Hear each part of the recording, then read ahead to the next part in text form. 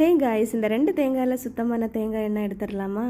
வாங்க எப்படி பண்ணுறதுன்னு பார்ப்போம். ஆக்சுவலாக இந்த தேங்காய் எண்ணெய் எப்படி பண்ணுறது அப்படின்னு பார்த்தீங்கன்னாக்கா, தேங்காவை நீளமாக குட்டி குட்டியாக கட் பண்ணி 15 to 20 டேஸ் நல்லா வெயிலில் போட்டு காய வச்சு எடுத்துடுவாங்க. அதை மெல்லில் கொடுத்து ஆட்டி எடுக்கிறது தான். அதில் வந்துட்டு ஆயில் தனியாக, அந்த சக்கு தனியாக வந்து இதுதான் ஆக்சுவலி கோகனட் ஆயில் பண்ணுற ப்ரொசீஜர். ஆனால் நாம் இங்கே இந்த தேங்காயெல்லாம் காய வைக்காமல் இன்ஸ்டண்ட்டாக வெர்ஜின் கோகனட் ஆயில் தான் பண்ண போகிறோம். இன்ஸ்டன்ட் தேங்காய் எண்ணெய் எடுக்கிறதுக்காக முத்தின தேங்காவை எடுத்துக்கோங்க. அதை உடைச்சி சின்னதாக துருவி அதை மிக்சியில் போட்டு, இல்லைன்னா நம்மளோட கையால் அப்படியே புழிஞ்சு எடுத்துக்கலாங்க. அந்த தேங்காவோட பால் தான் நம்மளுக்கு தேவை.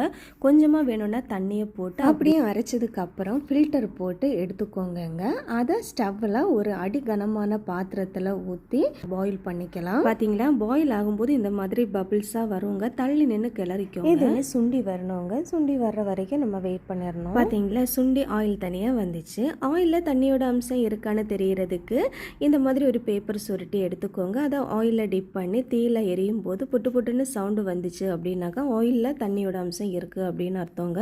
இன்னும் ஆயில் பதம் வரல அப்படின்னு, சவுண்ட் இல்லாமல் நல்லா ஸ்மூத்தாக எரியுதானாக்கா நம்மளோட ஆயிலில் வாட்டரோட அம்சம் இல்லாமல் பர்ஃபெக்டாக வந்துச்சு அப்படின்னு. அப்படி எரியாமல் சத்தம் வருதுனாக்கா கொஞ்ச நேரம் கூட ஆயில் பதம் வர்ற வரைக்கும் ஸ்டவ்வில் வச்சிடணுங்க. நம்ம ஆயில் இங்கே சூப்பராக ரெடி ஆயிடுச்சு. இதை இன்னும் ஒரு பவுலில் மாற்றிடலாம். செம்ம வாசனைங்க, வீடே மணக்குது. வீட்டில் இந்த மாதிரி கோகனட் பண்ணும்போது ஊருக்கே தெரிய வருங்க. அந்த மாதிரி வாசனையா இருக்கும்.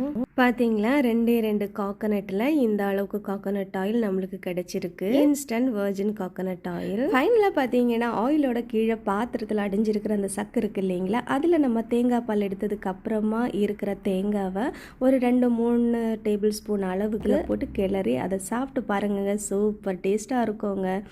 நான் இதை ஃபஸ்ட் டைம் சாப்பிட்றேங்க. இந்த மாதிரி செம்ம டேஸ்ட்டாக இருந்துச்சு. இது எனக்கு மம்மி சொல்லி கொடுத்தது. அவங்க சின்ன வயசில் இந்த மாதிரி சாப்பிட்டுருக்குறாங்க. இந்த சக்கை சாப்பிட்றது சிலவங்களுக்கு உடம்புக்கு ஒத்துக்காதுன்னு சொல்லுவாங்க. பார்த்துக்கோ, நான் செம்மையாக சாப்பிட்டேங்க. பாய், தேங்க்ஸ் ஃபார் வாட்சிங்.